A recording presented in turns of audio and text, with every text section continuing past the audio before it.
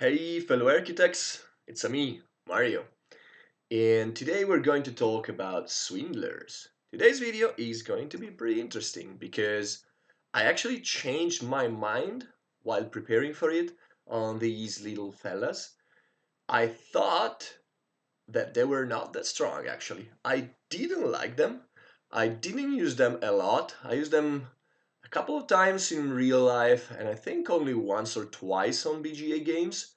I didn't like them. I had a lot of reserves on them. I was pretty sure they were not the best. And then, before doing this article, I actually did the math. Not only did the math as I did with other apprentices on the value that they give you, but I also kind of found out a few good games from good players that ran a black market based strategy, an evil strat.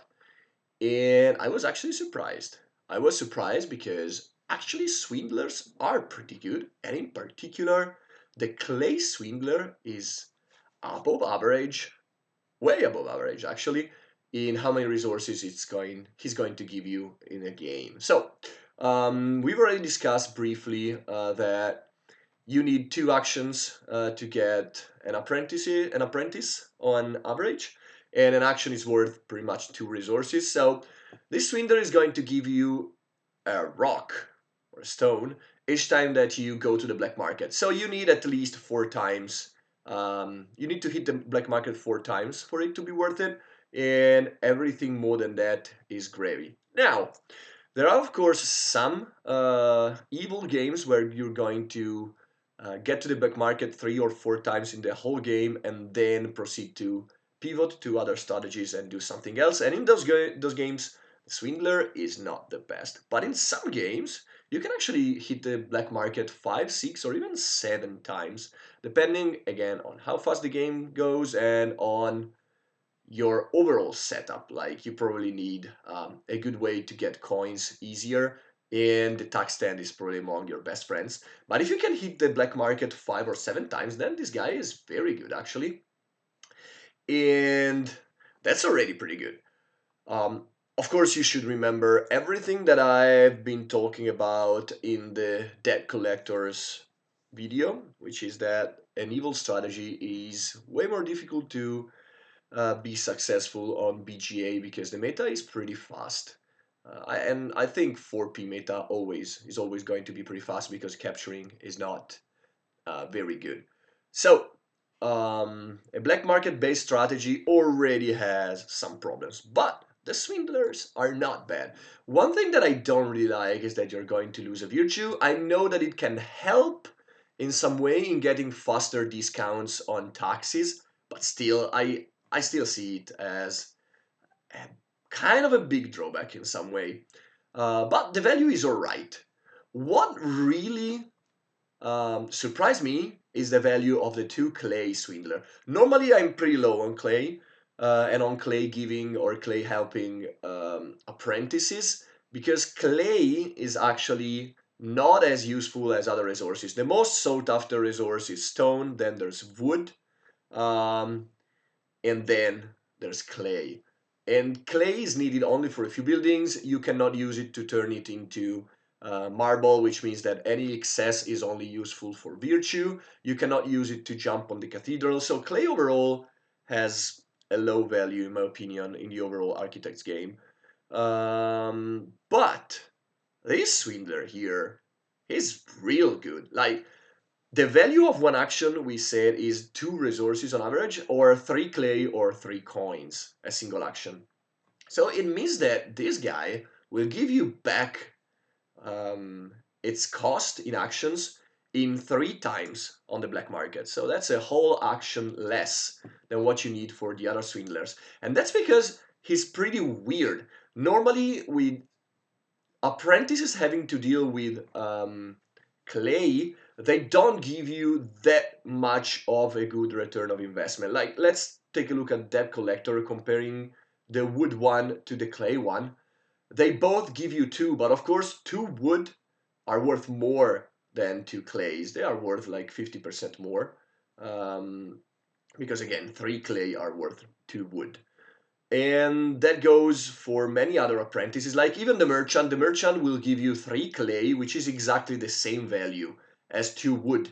So it's not better to get the clay assistant, and also you won't need that much clay while you might need that much wood. So that's why the clay merchant is worse than the wood merchant. Or if we are going to talk about the miner, let's see if somebody has got it in this game. No, the miner will give you 1 more clay each time you hit the mines. It's true that you're going to hit the mines more than most of the other spots probably in a game, but still 1 clay is less value than, it's like 2/3 of a stone or of a wood. So uh, what surprised me is that this guy gives you 2 clays. So it would be like, if you compare them, like let's compare like the stone cutter and the miner. The stone cutter is going to give you 1 more stone each time you hit the quarry, and the miner will give you 1 more clay each time you hit the mines. While if you compare these 2 spindlers, one is giving you 1 stone each time you go to the black market, and the other is going to give you 2 clays. That is actually pretty good. That is like 50% more value than this one. Like 2 stones are equal to 3 clays, which means that this one is worth more than this one. So actually, I changed my mind. I think that swindlers are actually good. It didn't happen a lot in these videos. Actually, I like for example with the jeweler, by running the math, I discovered that he was not worth that much. Actually, he was probably worth less than most of the apprentices. And instead with the swindler, I was like, yeah, I'm going to talk about them. They are not going to be great. I would just move on.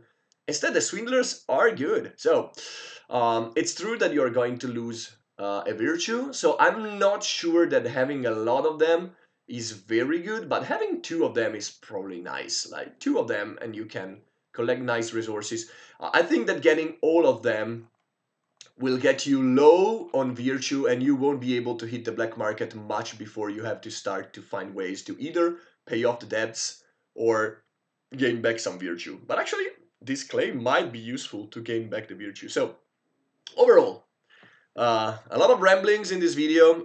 It's probably a bit longer than other videos, but the thing is, Swindler's math is at least decent and most of the time good.